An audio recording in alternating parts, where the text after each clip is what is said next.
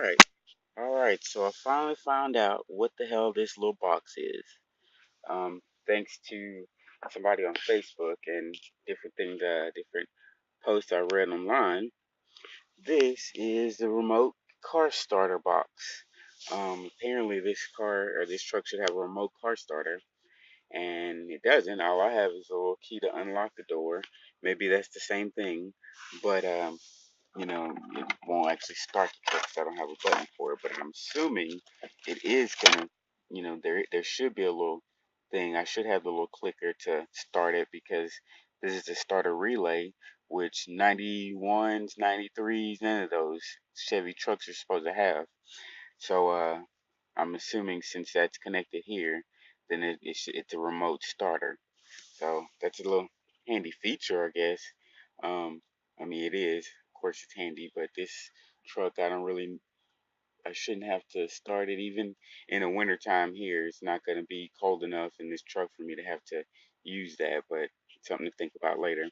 But anyway, just in case your vehicle won't start and you tried everything, now not just won't start. I turn the key and nothing happens, but I could jump the starter solenoid and get it to crank.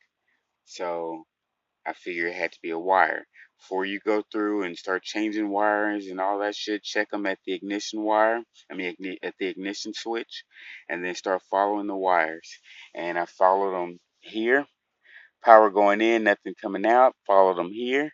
Power going in, but nothing coming out. Well, found out that's the starter, the remote starter. So um, you might need to change it or replace it, or it could be something just as simple as a little fucking switch right here.